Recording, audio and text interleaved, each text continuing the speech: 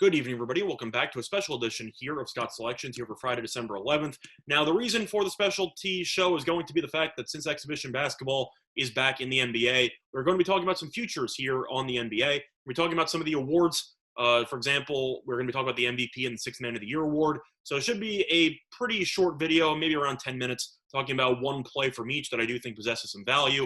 And for that reason, we're going to be talking about it. So we're going to dive right in and start out with the Sixth Man of the Year award.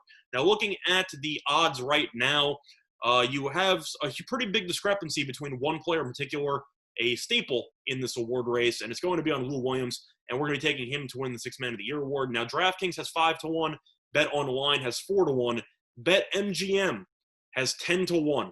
So they give you twice the odds that you have on DraftKings and 2.5 times the odds from BetOnline.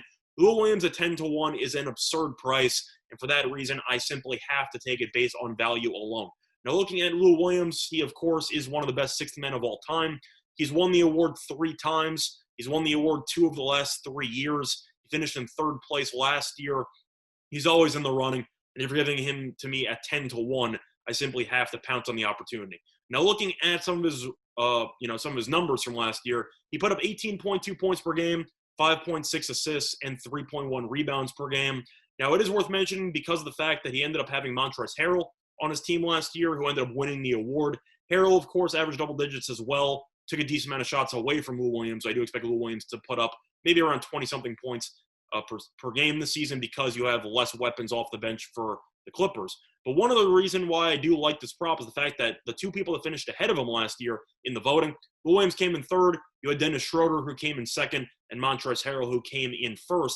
Now Schroeder and Harrell are teammates, which means that they should be taking away votes from each other because they are going to be playing on the same unit. They're going to be playing together, and I think that you might see some voters kind of divide the votes amongst them, which should definitely help Lou Williams' case because the Clippers have pretty much nobody left from their main 2 combo, of course, with Harrell being gone. Lou Williams is going to have the green light extreme from that bench. I do think he will end up playing a ton of minutes. I think he'll end up averaging maybe 22 points per game, something like that, 21 points. And I do think he definitely should be a finalist for the award once again. So if you want to talk about who is going to be in the running against him, you, of course, have Schroeder and Harrell. I think they'll take away votes from each other like I just talked about. You also have Spencer Dinwiddie, who I think has some potential. But at the end of the day, I really just don't see him winning that award. I think that Kyrie might get injured. You might see Dinwiddie start a decent amount of the season, and that'll take him out of the running automatically. You also have Hero, who I think is very solid, but it is his 2nd year. I do think that some teams will make some adjustments to him from scouting, and I think he might have a little bit of a worse year than people anticipate. But at 10-1, you're giving me arguably the best sixth man of all time. I have to take that. So the first play for the award show is going to be on Lou Williams to win the Sixth Man of the Year award at 10-1 on BetMGM. Now, the second play is going to be on the MVP award, the main award that everyone wants to talk about, and I'm going to be taking some chalk. I'm going with Luka Doncic to win the award at plus 450 on Fox Bet. Now, the main reasons why, first of all, it's a pretty good deal market-wide. You can find Doncic at either plus 375, plus 400, or plus 410, but Fox Bet does have plus 450, so I definitely do like that value there at the current price. Now, looking at what else I like about Doncic is the fact that he obviously puts up a ton of numbers. Last year, he averaged 28.8 points per game, 9.4 rebounds per game, and 8.8 assists per game. So he's basically a fringe walking triple-double. And now that Porzingis is going to be out for the start of the year, I do think Doncic has the potential to put up a massive stat line, particularly on rebounds, where he might be averaging potentially 30, 10, and 9 for at least a month. I think he should put up some massive numbers. I think that the Mavericks, obviously, with Carlisle, will give him the ball in every possession and just dare anybody to stop him, and nobody can. Now, looking at his numbers in the playoffs against elite competition, he was even better than he was in the regular season. So I mentioned 28.8 points per game. He averaged 31 in the playoffs. I mentioned the 9.4 rebounds per game. He averaged 9.8, and the assists ended up dropping from 8.8 to 8.7. So his numbers were even better in the playoffs against great competition. I think he's about to destroy the NBA for a full season.